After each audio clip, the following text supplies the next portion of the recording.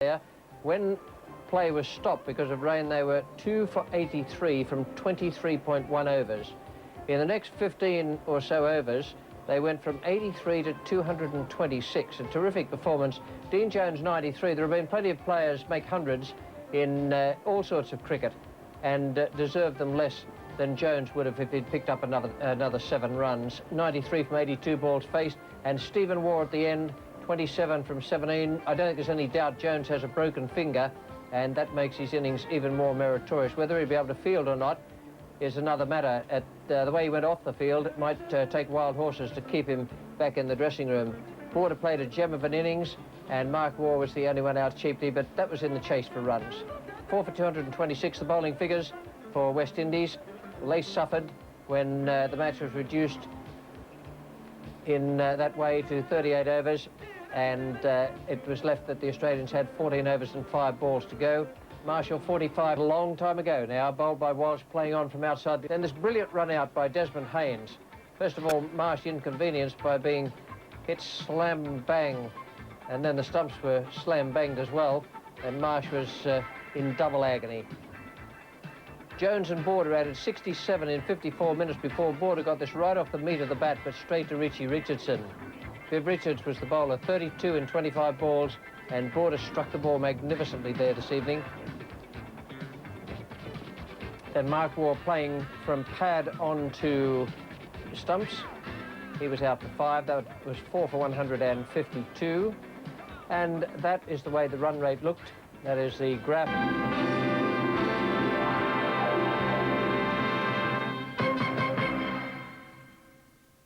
He's hit that right off the middle of the bat, straight to Stephen Waugh.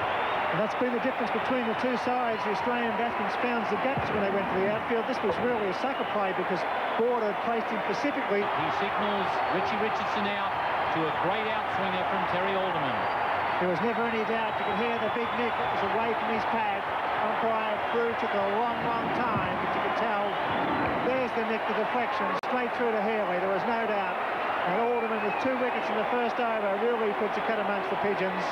And what a great performance by the Australian team in a short match.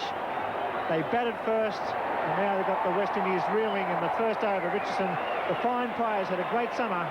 Outperformance by the Australians. Now they've got the West Indians right on the back foot. Yes, we mustn't forget that they were 2 for 5 in the first over. And there could have easily been a lot of panic, but Richards come out and he went crash, bam, wallop. He took the score to 2 for 47 when the rain interrupted. Their run rate was then 7.33. Australians are standing around waiting for rain, I'm sure. It's the 13th over. Is there a drizzle? Can it run? And perhaps he's decided that Desi should have the honour of hitting the winning runs. And a magnificent shot goes into the crowd, and that brings victory to the West Indies. Desmond Haynes charging off the ground, and he waits for Viv. Richard, 60 off only 40 deliveries. And you can only play to the playing conditions as laid down. The West Indies, who knew they had to bat last, were faced by a mammoth total from the Australians in those 38 overs after their own overs were reduced from 50. You can share it. Tony. Thank you, Mr. Gray. Congratulations, Desmond. I suppose that's going to go home with you. Alan's going to have to wait for his. Yeah, I agree that the formula, it's a very difficult one to work out. We've obviously got to continue to try and find something that's more acceptable in a rain-interrupted game. Yeah, it's just one of those situations that you know, when the rain comes, the side batting first is at such a disadvantage, and we've tried a few different things, but you know, to date, nothing's really worked. But maybe we can sit down and try and come up with a slightly fairer formula for the side that has to bowl second. Even more difficult today because after that dry pitch where it was very difficult to bat second, and we must say that he did improve the little scenario. Obviously, whatever he did, I think a little bit of extra moisture in the pitch helped a lot. Yeah. And so that made it even more difficult to make that decision, knowing that there was perhaps going to be some rain around. Well, I've played a lot of the games and they predict showers and they never come, so we just felt that, you know, the way the wicket was, if it was a you know, bright sunny day, the advantage was batting first and, you know, getting a decent score on the board. But as it turned out, when the rain came, you know, our task was doubly difficult. And with the extra moisture on the wicket, it just played very, very well. Yes, well, congratulations to both of you on Thanks that very award. much, Tony. Thanks very much. Thank you. Quickly, I would like to thank, and, you know, I just hope that everyone's enjoyed the one-day series. And I don't think we've disgraced ourselves. We've proven that we can still play very, very good cricket.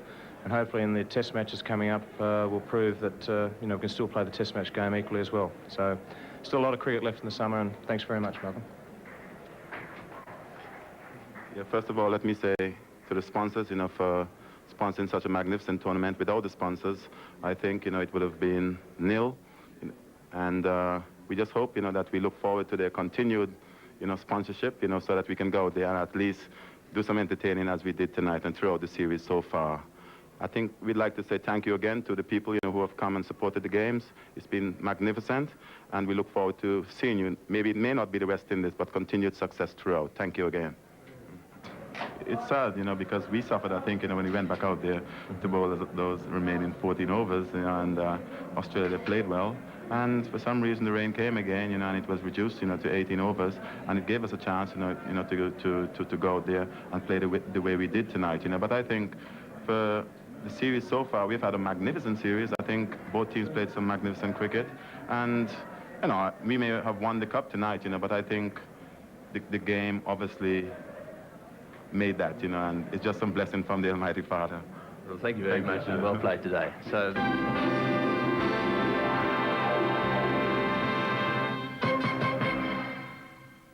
Moment is over in Pakistan.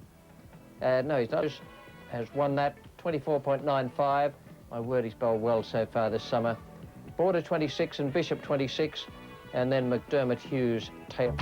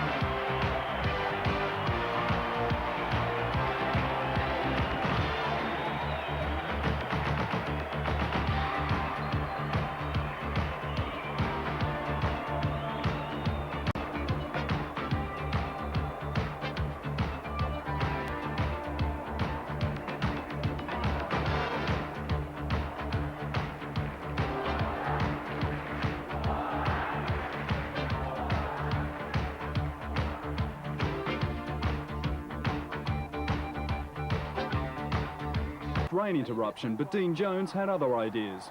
Richards was dumbfounded. Steve Waugh finished the innings with a blunt reminder that winning the toss could still prove a bonus, whether interruptions or not. The Windies still looked the better proposition, but Terry Alderman soon brought them back to earth. And there's a man out there, straight down his throat, Stephen Waugh. Richardson went 2 balls later. But when the rain came a second time, Border lost all hope. He wasn't the only one disappointed. Predictably, the arrests continued last night, with the team in blue taking over the pitch during the stoppage. The adjusted run rate and Viv Richards made the job easy for the Windies, coasting to victory in typical Caribbean style. For Border, it was another case of if only. He wants the rules covering rain-affected matches changed. I think it is a very bad situation where the rain does ruin the side that's batting first, their chances of winning the game. I mean, it's so far stacked in the other side's favour, it's not funny. So something's got to be done. With the fourth test 1 week away, Richards has no second thoughts on who should have won. Nothing is wrong. We could have been on the receiving end as well. So it just happened to be Australia. This is life, huh?